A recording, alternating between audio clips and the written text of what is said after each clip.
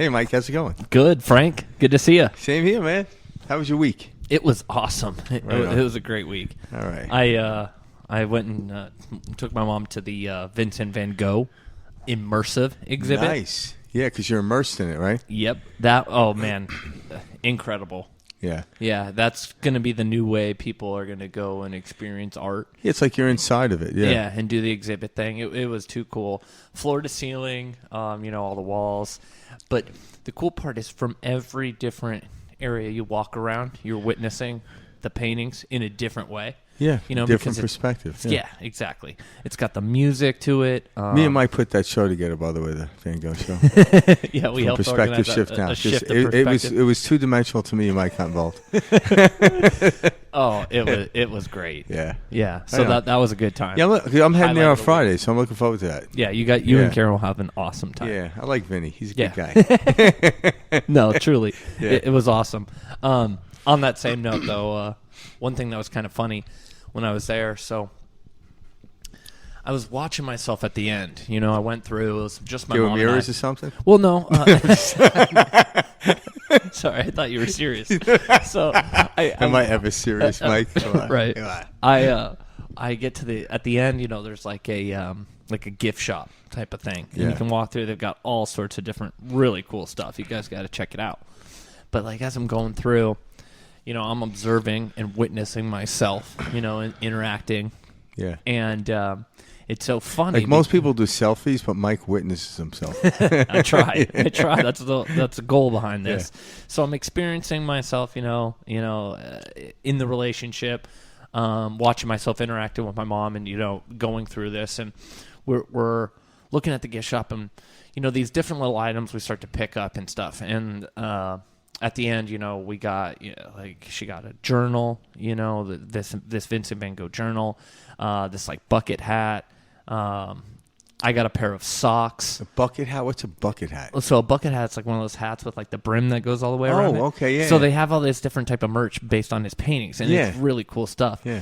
But I just was like laughing to myself on the inside, watching myself create such attachment to these like type items. Like I paid like $25-$30 for this pair of socks, right? 100% cotton, like totally made in China, like just with a print on them of the Starry Night or something. The Starry like Night print? Yeah, right. yeah. There you go. So classic. And so I'm like looking at it, and I watched myself as I got home, after the exhibit and stuff, and I went to go put this stuff away, and I was like, oh, I'm gonna, wait to wear these socks. And I witnessed this attachment that I put on these like items, and I'm like, I'm gonna wait, and this pair of socks is special.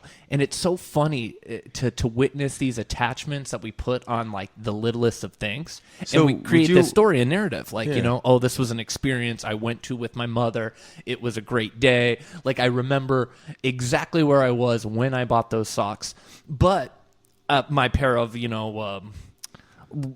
polo socks, much nicer quality made, less expensive, But it doesn't have Starry Night on it. You see what I'm saying, though? Yeah. Like, I don't remember where I was when I bought those socks that I wear. That'd be kind of weird if you do. But you get what I'm saying. We create these narrative attachments and these stories behind everything that we do.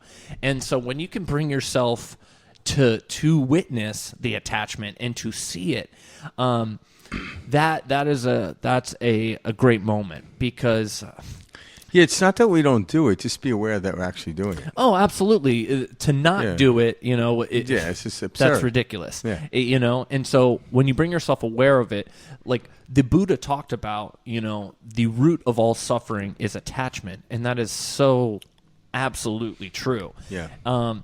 The reason we get caught up in mind is because of the stories that we assign to everything.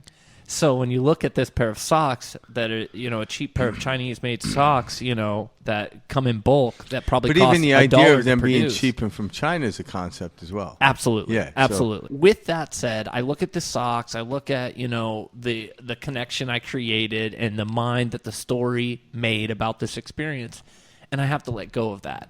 And the real thing was the experience of my soul, my mom's soul, that genuine oneness, experiencing something that we have never done together. That moment was special, and I need to leave it at that.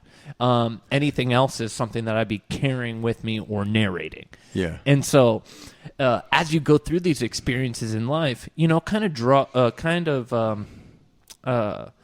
allow yourself to witness what is going on and observe kind of the thoughts, the sensations, the emotions that are going into things, because it teaches you a lot about yourself. And that's how I'm, experiencing and going through life. A good friend of mine, I'll leave names out, but I was talking with her recently, and we don't like to name names. Well, it's a personal type of thing. So she was talking to me, and she recently had somebody pass. Okay, a death in the family, and when we were talking about this attachment, that we create, with family members, parents, siblings, children, these are attachments, and in reality, we're all spirits going on our own different journeys. We've lived 1,000 lives before this. Who knows how many we'll live after? Yeah. So on that same note, we were talking about the attachment, and she said something so profound to me. She was like, Mike, it was funny. I was thinking about this. The universe knows no difference between me losing my car keys and me losing a family member. And I thought that was like so profound, the way she described this. Yeah, and so natural and genuine. On how, for some people, that's majorly depressing. And for some people, it's majorly liberating. It's how you look at it. That's what we're ultimately getting at. And this might be deep, and I'm starting the show off on a very deep level, but this is the attachment that we're talking about. Because she said to me, she goes, Mike, some people might be more upset about losing the car keys because they spent their whole life working for that car. They lived their life by that car. Oh, I their get whole pissed identity. Off when I lose my car keys. You see what I'm saying? You got this big hunk of metal you can't do anything with. They identify so much with the car that might be worse than losing a family member. Yeah, and that's a very true perspective for I'm sure a lot of people. And it's weird how our mind puts different weights on things. Yeah. And some of us at home may be saying, oh my goodness, what do you mean? Losing a family member? You're comparing this to keys?